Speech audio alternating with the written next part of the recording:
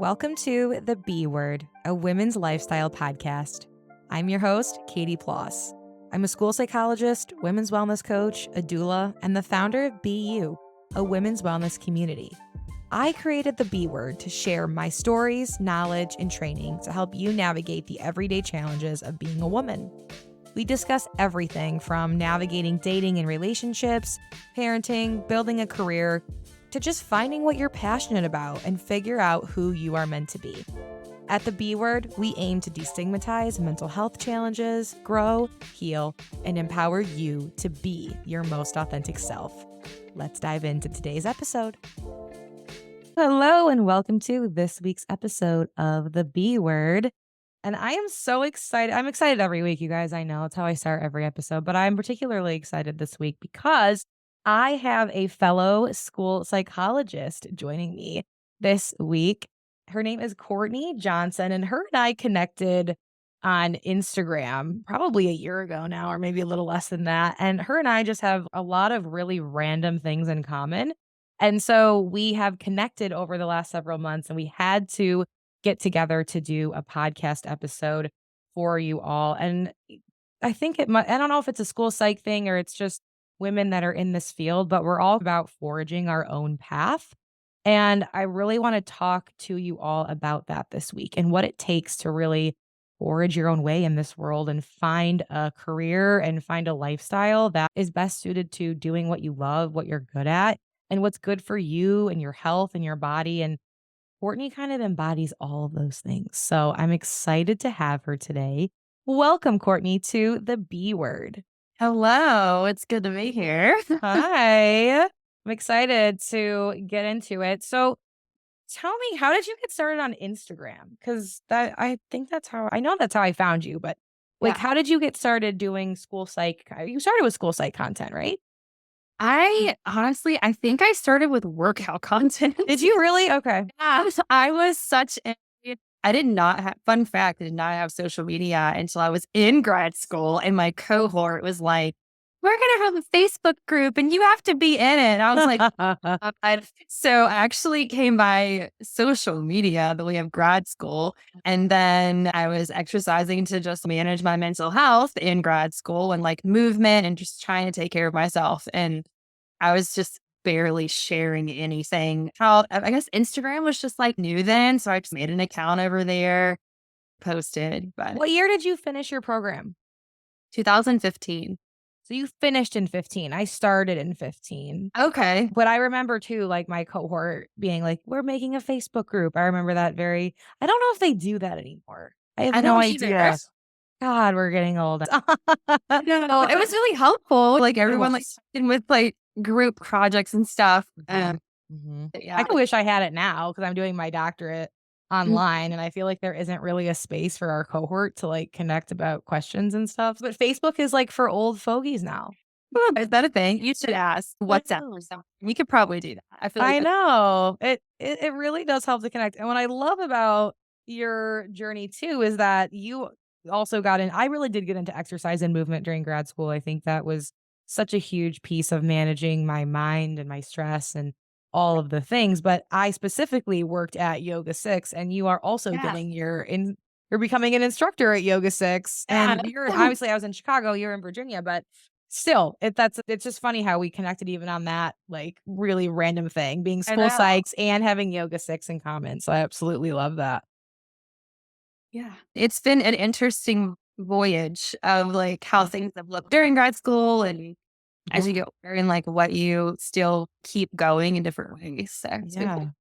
So tell me about because a lot of what you do on social media is merging your career and your health together, which are two really important, obviously, pieces of life that we're thinking about all the time: work and then staying healthy and working out and eating right and all the things. And both of those topics, I think, can be really oversaturated on social media. And so you have had to find this own really niche, unique path.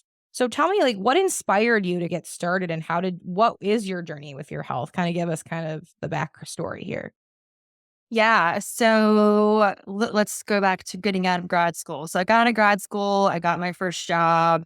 I like poking along, trying to get figuring out what am I doing? Like, Mhm. what does it mean to be a school psych? And a big part of that is learning how to manage your mental health, because when you're an internship and you're doing these other things, you're being supervised and your caseload isn't as heavy. I feel like the transition from internship into profession was difficult Yep. because you're learning how you're going to do your career. And so, on top of all of that, I had decided to come off birth control. I was on the birth control pill for, gosh, 10 years, a long time. Mhm. And I was having like some weird symptoms. We always said, oh, maybe it's due to stress because grad school is very stressful, right? Sure. Oh, we're stressed. We're not sleeping. We're not eating the best, running on caffeine. Just said it was that. And I decided to come off and see what happened. And it really just sent me for a huge loop. And there wasn't a lot of information on the internet or social media about what that looks like. So at that point, let's think about it. That was 6 years ago, I came off of birth control. So even social media has changed since then, and Right. the knowledge we have about health. And so I was like, okay, I'm going to figure out like what's out there. And I actually stumbled upon, I hope she's listening to this. Her name's Erica, and she was sharing about functional medicine. And I was like, what is that? I had no idea what it was. And she said, hey, check out this site, go to the site. I started reading on it. And that's when I began really advocating for my health and in functional medicine and getting support there. And that's driven a lot of my content. So if you followed me years ago, you went through that with me, Mhm. and I'm still working through managing my stress levels, managing my energy and fatigue, and then sharing like how I've made career shifts to support that. Yeah. So define functional medicine for us. Yeah. I'm familiar with it, but not all of our listeners probably are. So define that and how you have developed your definition of that. Yeah. So functional medicine, there's actually this whole certification and like realm of doctors that practice this. So if you go to ifm.org, you can learn about how they got started, right? And why they're here. And then you can actually search by zip code and find practitioners. And they're really about the root cause, right? They really want to find out what's going on with your hormone health, your gut health, and they get to the root so that we can treat that and help you move forward. As someone who is really struggling with hormonal imbalance and issues around that, we were able to pinpoint exactly what's deficient, what needs to be supported, what's going well, and then create a plan around that. So it's like the IEP of health. If you think about it, if you're in that realm of special ed, it's okay, here's the strength, here's the weakness. Now, how do we create a plan that's individualized for you so that you can feel better and not continue to have these symptoms over time? Yeah, and I love that way of thinking about it, that individualized plan for you. And I think this functional medicine and this like theory around that everything is comes back to your hormones. And it's so much more than calories in, calories out, and what you do for your workout routine. Like it's so much more nuanced. And than that is gaining so much more traction and momentum, I have found over the last year, but the last few years. Yeah. But I've especially been seeing more about it in the last year, probably in like more mainstream social media. And I think it's really interesting that we're all moving in this way because it's so nuanced and complicated and it's so individualized to you. And that's like when I look at your content and I see what you're doing, you really are championing that, like doing exactly what's for you. It might not look exactly like that for the next person or the next person, but really modeling what it looks like to make your own path through this because it is difficult to figure out what type of diet's going to work for you, what type of lifestyle is going to work for you to monitor your stress, to make sure that your mental health is at optimum levels so that you can move your body, that you can nourish your body. I Yeah. think people just it's so complex and it's so complicated. A lot of people are so intimidated on where to even start with that. So Yeah. where would someone like begin this journey? If you're having, so my rule of thumb is if you're having symptoms that are so debilitating to you that they're impacting your everyday life, Mm-hmm. then I would start thinking about, like, in your budget, how do you begin to connect with functional practitioners? Because really, unless you work with full transparency, unless your primary care is like super open to doing all of these labs and all of these things with you, you're not going to get the full comprehensive information that you need if you are super debilitated. Like for me, the fatigue was so bad that I was afraid I was going to fall asleep driving home. Like at that point, it was like, okay, something's got to give. Now, if you're someone that's having, let's say you're having like PMS symptoms, or maybe you're a little bit more tired certain times of the month, then I would say look at what you're eating, right? Are you eating lots of processed food? Get back to the basics of eating foods. Maybe don't worry about every single thing you eat, but just focus on the quality of what you're eating. Like water, like I think sometimes we're looking for like the answers in really complicated places when we haven't even done the basics yet. So if you're someone that's, I can't spend thousands of dollars on functional medicine. Okay, so start with these basics and see how your symptoms improve. Get into some stress management like yoga or meditation or deep breathing exercises. Get outside. I think starting there, if that's something you haven't done yet, is such a low cost, free way to work on those things too. Well, I think too, it's like the emphasis on being starting simple and starting small is so important because it is just going to take you to the next step. And I think a lot of times when I talk to anybody, whether it's about their health or they're feeling overwhelmed about any aspect of their life, it's just really the way to help that is to just think about what is the next best thing to do? What is the first symptom that I want to tackle? What is the first small change that I can make that can really improve my overall well-being, and just start with just that thing, Yes. right? And the other pieces will follow and fall into place as you continue to commit to this. But I really find that people just don't have a hard time doing that. So what did you start with? What was the first thing that you tackled? You said you talked a little bit about fatigue. Yeah, I really was trying to look at like the amount of sugar I was taking in, because we know that like blood sugar is a huge piece of energy levels. So I Mhm. did that. Looking at my sleep, was really trying to get better quality sleep too.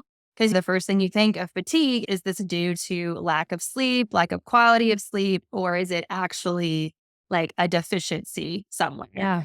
So that, and like really trying to clean up what I was eating. I was in grad school, like eating on a budget, eating things that weren't the best, like ramen, and like living off of just lots of processed cheap food because that is what I could afford. And I didn't really know any better. So trying to learn, okay, what should I be eating? Mhm. What's going to allow me to have more energy? And those are like my first steps to trying to tackle fatigue. Yeah. Yeah. And so then because obviously grad school was stressful, but then the nature of what we do in our jobs is just as, if not more stressful sometimes. Yeah. And you do exactly what I do. You're a virtual school psychologist. But before this, you were working in person, correct? Yep. In person So, until right after COVID, honestly. So yeah. I was there for the years when it was the highest stress we probably experienced in our careers, and most people's careers too. Mhm, mhm. Especially in schools too. And I think there was just so much unknown. There still is a lot of unknown. I think a lot of what we're dealing with now is like cleaning up the aftermath of Yeah. a few years of kids not really being in school or not getting great quality education. Yeah. And so the aftermath of that will just continues to haunt us, I feel like. But how did this connect? Like you become going into the virtual world and leaving the in-person setting. Did this connect with your health journey and trying to really m make a lifestyle that worked best for you and your health? Yeah, because working in schools, I feel like the longer I was there, the more I would get burnt out easier, just because I didn't have like that push. When you come out of grad school, you're like on fire, right? Like you're super pumped for your profession. You've learned all the right ways to do everything, and you think that it's going to be just like that in the career. And It's just not, right? And that's with any career, right? You can learn evidence-based practices, you can learn the best way to do it, but chances are implication with real humans and real things is not going to look the same.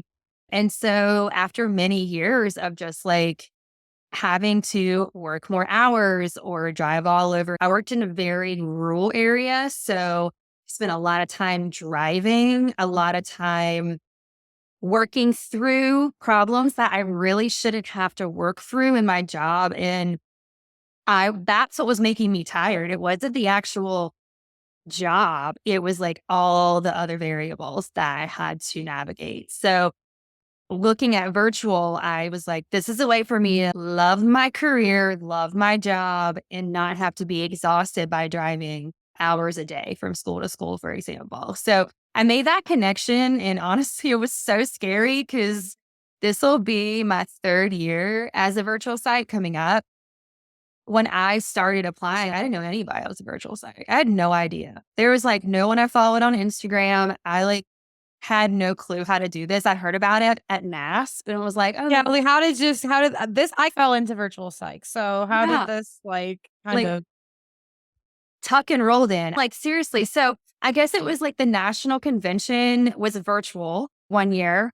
And I watched it and that's when Presence was coming about and they were talking about virtual testing. And I was like, this is a thing. This is real. And that was like when the seed was planted.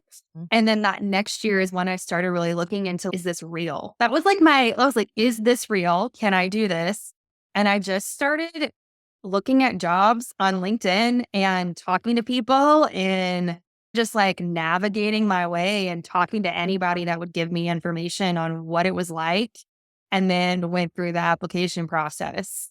But I knew going into that year, it was like a light bulb. Like when I knew it was possible and I knew it was real, then I was like, okay, this is going to make a change. This is going to change the way that I like my mental health and how I feel. oh, So yeah.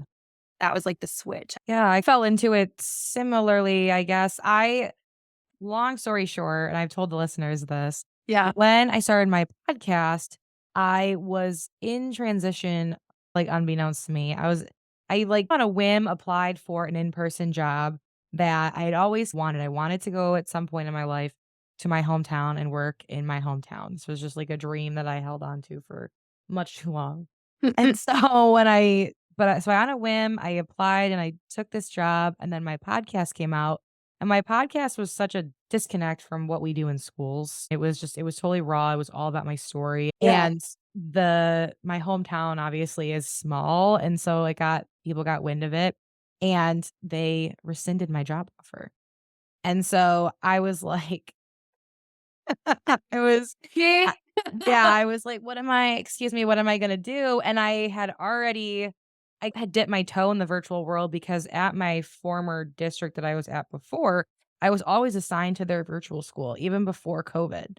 And so I had an idea of what being I was in-person psych, but I was in a virtual school. So I had a lot of like tech and exposure to alternative types of education, and so I was really good at that.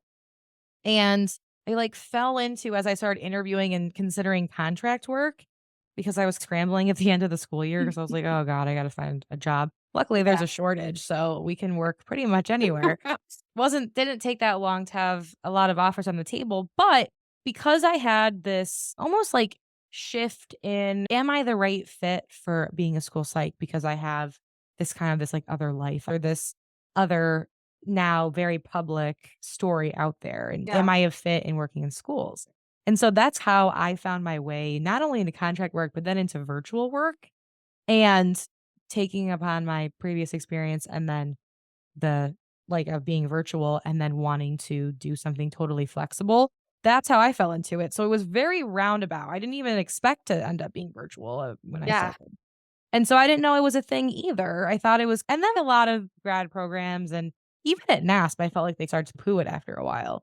So it was definitely very controversial and it still is now even recording this. It still is a very Yeah. controversial thing that we do.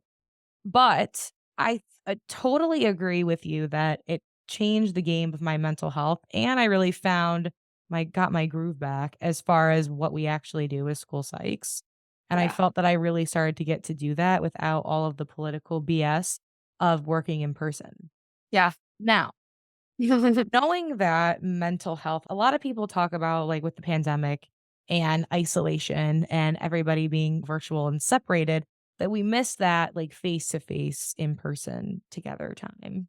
So, what do you have to say about that as far as now being remote and most of even like what you do for your health and all that community is online too? So, Yeah. how do you balance that? Like working mostly virtually or completely virtually and balancing that if you have a need for that face-to-face interaction. Yeah. So I love that we're such an open podcast here. There's Yeah. no gatekeeping here. I actually have been talking about this in therapy. I go to therapy every 2 weeks. I'm not ashamed. I think it's like such a great investment in your health. And I was like, man, I feel alone. I am extremely extroverted. So Mhm. I like need I need my social bank filled. My husband calls it peopling. Like, Yeah, Courtney, you're peopling today. I love it. So I actually just have to be really intentional about getting together with people on the weekends or like connecting with my staff in other ways. I actually will do monthly check-ins with my case managers and principals, and we'll do it on we use Google Meet that way.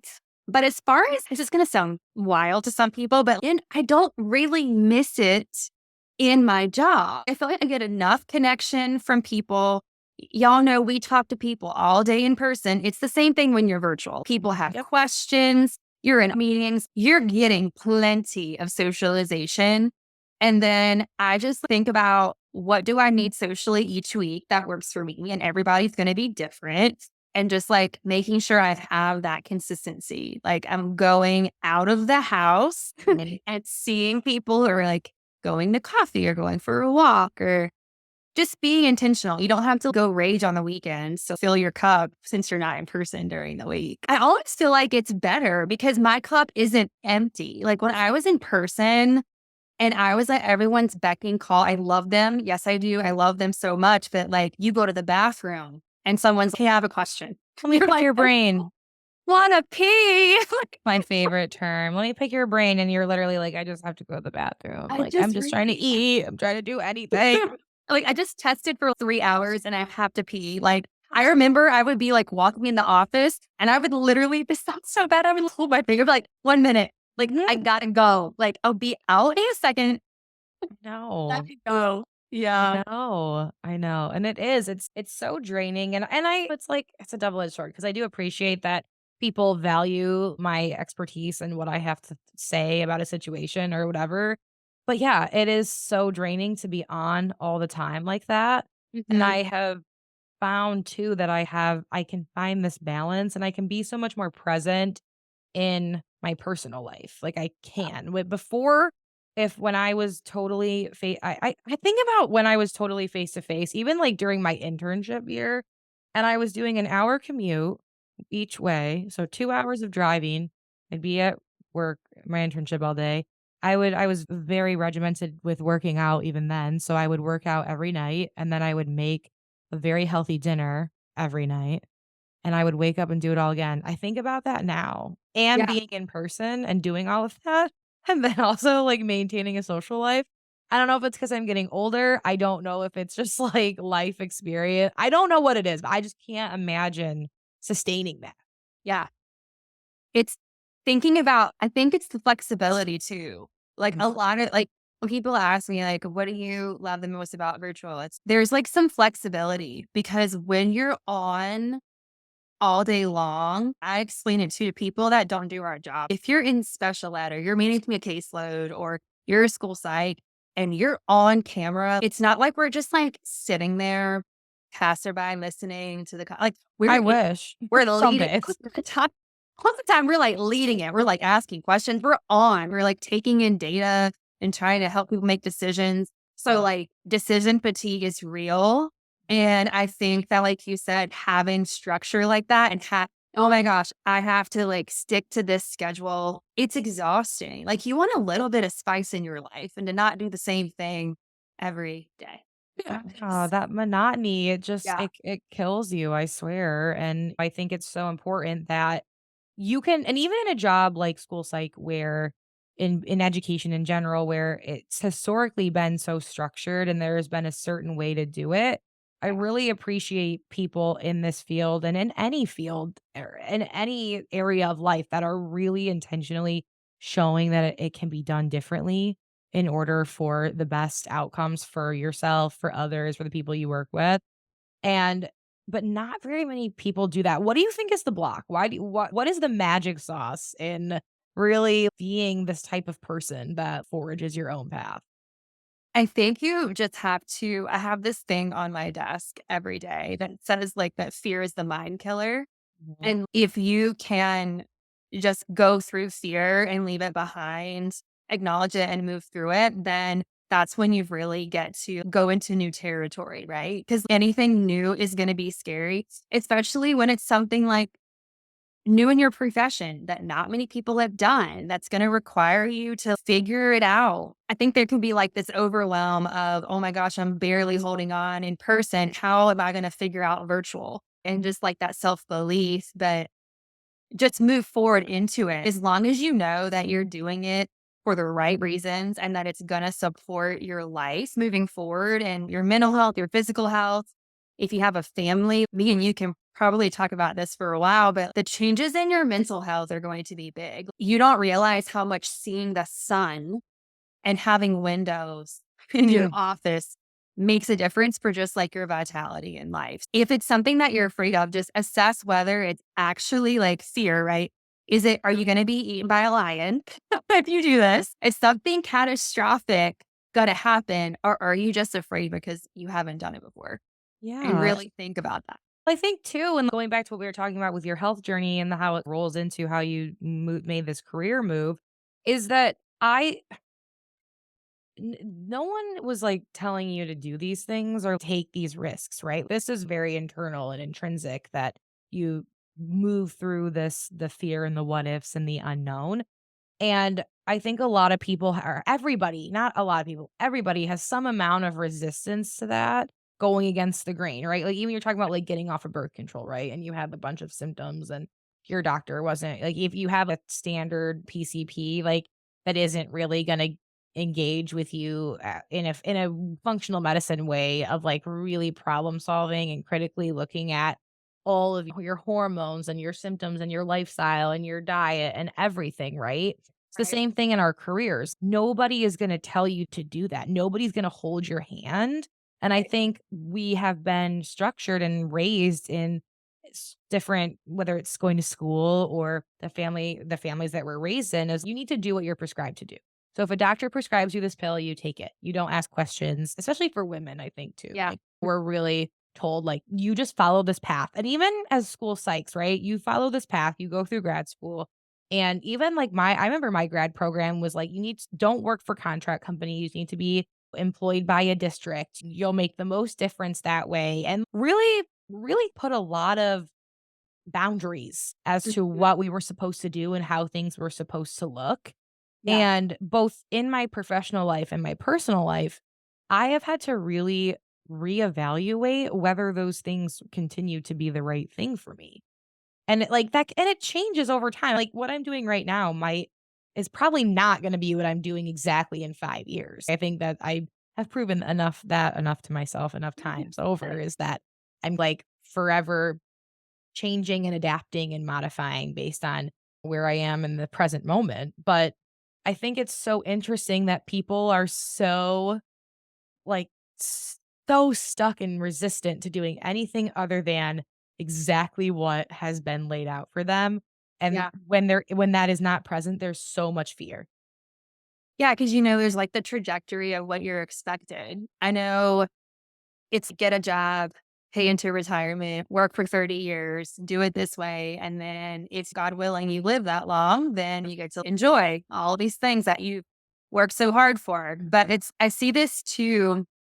I started to work with psychs one on one to like help them get virtual jobs. And it's interesting, even the differences among all of them and the experiences they've had. It was so refreshing the other day. Like one of the girls I worked with, they actually talked about virtual in grad school because her professor was a virtual psych. And I was like, Oh, that wow. is so cool. So, that was planted in her brain as a first year. Yeah, it can be a virtual psych because Mhm. there's even, I don't know if you've seen this, there's like these standards of, oh, if you haven't had experience in person in a brick and mortar, there's no way you can be a virtual psych. And that is bullshit. Do you know what Yeah. I mean? That's just not real. So Mhm. I think too, like we have to be, I think too, like what we're doing right now as psychs and being open about it and talking about it is going to help the people coming into our profession know that it's possible for them. And that it Yeah. doesn't have to be like a certain trajectory. You don't have to work in the schools for 5 years to get a virtual job. You can just, No. if you want. You think that's because it's, like, highly competitive? Like, a lot of people are trying to get out of the brick and mortar, that they're putting the experience on it? Maybe, or it's almost like it might be that, or I think part of it too is like babying them, thinking that, oh, you haven't gotten in there and developed your systems. And if you're going to learn virtual first, that's going to be so much harder. But I just, like, true story, I worked in the schools for 6 years and going virtual threw me for a loop organizationally. You know what I mean? It's just a different way to do your job. So I had to figure out, like, how am I going to communicate? How am I going to schedule? What's this going to look like? It's the same thing you're going to do as a first year. So, like, Yeah. any job, even if you get a promotion. So I think that it's nice to see that people out of grad school are thinking like, I can go virtual. I can forge the way, even though it's something that's not been taught quite yet. Yeah, and I think a lot of people it's almost like the permission, right? Seeing that it's possible, it's almost like giving the permission to even think about what could be possible for them, and it's so many people don't do that, like, they don't think outside Yeah.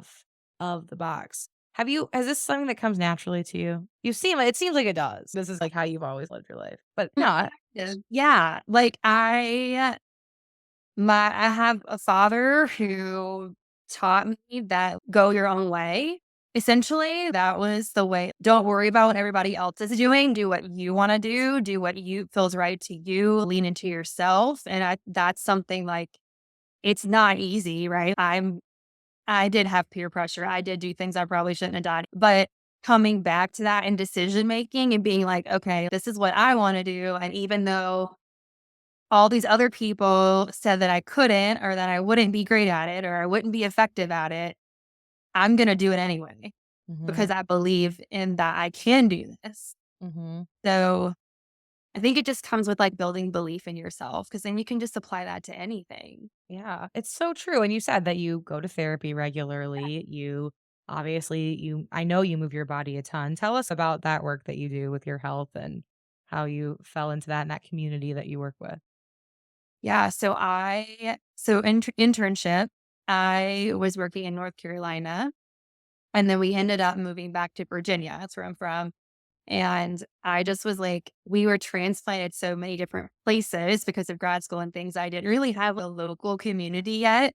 Didn't know anybody that lived here. So when I like stumbled across like this community and having workouts and consistency, I was like, maybe I'll stick with something. I tell this story, people are like, what? I'm like, no, it was like the yoga. I'd be like, oh, I'm gonna do like yoga and then I'm gonna go like run. And I like never stuck with anything consistent until I found workouts in a community and I was like, okay, this will work. And when we moved here is when I started. And that was really a way for me to be consistent and then just learn about my body. Like I hadn't looked at like a vegetable list and said, what vegetables can I eat or what's best for me? I just scooted by because I was always active. You're in your 20s, you're like, oh, this is easy. And then you hit your 30s and you're like, okay, Things what? are changing. Whoa. Yeah, hit 30 hit me like a ton Yeah. of bricks. Absolutely. Yes, it did. So I just kind of leaned into like just learning nutrition and how this is going to work for me. And that's just breeded consistency. It'll be 9 years in like a month. So Wow. Time flies too, right? Like, how is 2015 9 years ago? Absolutely friggin' yeah, struck by that. But no, it is amazing, and that's what I think, like, these little changes that we're talking about are just really thinking about in, like, how to individually live your best life. Like, those little changes do build up over time, and you turn around and it's already been a decade, and you're yeah, like, all of this growth has happened, all of this massive change and shift has happened, but I really just did the consistent day-to-day small changes to get here. Yeah. And I think that's what allows you to prepare for other things. If I wouldn't have been taking care of myself and leaning into mental health and leaning into like reading, like podcasts, personal development, I would have been doing that. And then I probably wouldn't have taken a chance on virtual. And think about all the small things that I did that allowed me to even think that was possible for myself. So don't think that what you're doing isn't going to add up. Like the fact that you get up in the morning and you meditate, for example, like that could change your whole life Yeah. when you come upon something you want to do. Yeah, I had a guest on my podcast like last season or the season before that talked about her whole life changed from daily journaling. Such a simple habit totally changed her entire life. She became a writer, she moved, changed her whole career, her relationships, everything just from a journaling habit. And I think a lot of people that aren't in the personal growth world have no concept of what is available to them and what's out there. Yeah. What's the most common kind of naysayer or criticism that the work that you do gets? Oh, which one? Whatever comes to mind first. I feel like it's usually time. Oh, you want me to get up and do like a 20-minute you want to get me you want me to get up and read a book and move my body and I don't want like that's so much time. I have to get up earlier. And like you said, you don't know the value in it until you do it consistently. Mhm. So I would say time is the biggest pushback and just knowing that it's going to work out for them because it seems like woo woo, right? Oh, you want me to journal for 10 minutes? That's really going to change anything. And then they've been journaling for a week and they're like, oh my gosh, I'm so self aware. And I'm like, yes, you are. Yes. Yes, and there is science and evidence to back up what we're talking about. This isn't really just, oh, arbitrarily, I'm going to start this new habit and see what happens. There is a lot of evidence about setting habits, functional medicine, even the work that we do as psychs. Like, there's so much evidence to support what we are doing. And you still are going to, no matter what. And I think, too, like the reason I asked that is no matter what and how successful you are with something and how much you model that the work works, people are gonna come, like, up against you with resistance and skepticism, and the cynics are always gonna be out there. Is Yeah. that something that you have come up against a lot, or is it something that you haven't really had to deal with? I don't think it's like extreme, but I do think it's more even in like psych world and health world, it's just anything extra. I think people see it as like just another thing they have to do. So for example, when you're doing intervention with kids and you suggest something very simple, like a token board or something like that, it's not that the person doesn't want to do it or doesn't see value in what it could do for them. It's just it feels like another thing for Mhm, them to add to their plate and mhm. I think if people can get past that mentally, then they're able to access the benefit. All of the things that the outcomes and the results. I think a lot of what you do is very results driven. Like, a Yeah. lot of the content that you share, and you do share a lot of your personal, not like personal life, but like your personal experiences Yeah. with your following. Has that changed or shaped your experience at all? Being Gosh. more candid online. It's made me feel a lot better. I feel like it's just more like you get to connect with other people who are in the same season you're in or going through the same thing and it's refreshing and you call it like no gatekeeping, right? Like we're not out here pretending that we have it figured out or that we're perfect or that we do virtual psychology perfectly, but just being able to say, hey, this was my experience. These are things that I'm going through. This is how I've figured it out. It's like leaving a trail, I feel like, for people and even if it's not someone that I directly serve, it's at least helping like the greater good, I feel, Oh, in the profession. Because I think about me, if I would have went on Instagram and searched virtual school psychology right now, what would pop up? So trying right. to think like that. Like what is someone who is just curious about this field seeing? And is that going to empower them or give them tangibles that they could take with them too? And I think for giving people a scaffold or a something to start with, a starting point, right? A springboard, if you will, really Yeah. is really empowering for ourselves too. I find that doing this work, and that's what I tell a lot. I've told my listeners so many times over this since I've created this show is that find a way to share your story. And it doesn't have to be like the way I shared my personal story was very raw and intense and Yeah. but that goes along with my personality. That's not going to be for everybody, but finding a way to share your truth, your story is so incredibly game changing because you are able to connect with the community that's going to lift you up.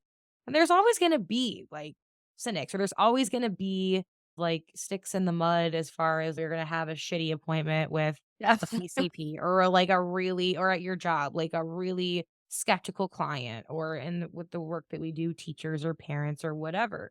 And that's always going to be there. But when you have so much more community and support lifting you up and showing you what is possible, it does give us the permission to forage our own path. And I think that really is what you embody with the work that you do. And I think it's such an important thing to example to have, right? And to see that other people are doing this.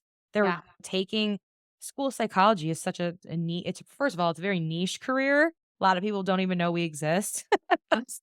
But it was very structured and you were in this game of totally changing what that could look like for thousands of people that do what we do and that might be burnt out, that might be struggling with their mental health, and to be a resource to support people both with their physical and mental health, whether that's through the dietary workouts that you're also sharing or how you come about becoming a virtual school psych. It's all about bettering your life and forging your own path. And so I love what you're doing. I think it's content tailored for me, but I think a lot Thank of you. people could probably agree that I think it's just when you get into a space and no one's really doing it the way you're doing it and you're uniquely being that's what we celebrate here at the B word is all these different paths that you can authentically be yourself, and how do you do that? And you really do embody that.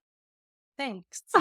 It's it's so wild because like you put the stuff out there, you just never really know who it's Mhm. hitting, right? And like the Right. impact you make. And it's the same way with whether you're on social media or not. If you're listening to a podcast and like you don't use social media, I bet you though, if you change your habits in person, people are going to notice and then they're going to ask you what you're doing. And then you get to change like people in your immediate circle Mhm. and empower them, whether it's people at work or people in your family. So Yeah. don't think that what you have to share isn't important. It is because just because nobody else is out there saying, oh my gosh, great job, doesn't mean that it's not making a difference. Because I do think that social media, we can get a little hung up on that too. The validation of it all, and I think too, it's fun. I don't know if you experience this too, but for me, it's sometimes I'm like, am I like hitting anyone? Am I speaking into the ether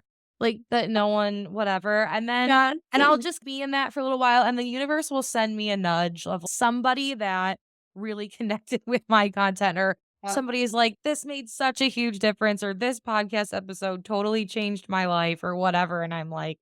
Okay, I know what I'm doing is important, but sometimes we do need that reminder. But you have to start. Like, you have to have the confidence and the courage to start and to, be confident enough to try it.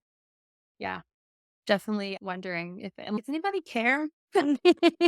Anybody out there? That's how it feels sometimes. And it Yeah. can be lonely. It can be really lonely. I think putting yourself out there is one of the most vulnerable things that we can do. And social media is obsessed with the validation loop and those Mhm. dopamine hits with every like, share, follow. And Yeah. I think it is, I have so much respect for everybody that is doing this work and doing it in their own, with their own special signature. Yeah. It makes it a better place to be when everyone just leans Yes, who they are. it 'Cause does. that's when you begin to actually stand out. When people can Yes. that You're you're really doing the thing, right? yeah. That's we're so oversaturated online, and it's but the vast majority of the oversaturation are people just regurgitating the same thing or formula that somebody else had success with, but it's not really them. And that's totally not that's not the vibe at all I get with your content. It is No. It's you show up every day and as being exactly who you are. And I know that's what I champion here at BU, and what I've been doing with my mission is to really highlight and spotlight women that are being authentic and making their own way. It's like the hardest thing, especially as women, the hardest thing to do. So I thank you for being here and sharing your story and everything that you're doing. Where can my friends find you? I'm going to link everything in the show notes as I always do, my Okay. friends. But just for those listening, if you're driving or whatever, where can they find you? So I'm on Instagram. I am Court Johnson over there. And that is actually linked to my Facebook for all you people that are older like me and still operate over there on the Facebook land. I'm also on LinkedIn and share some virtual psych stuff over there.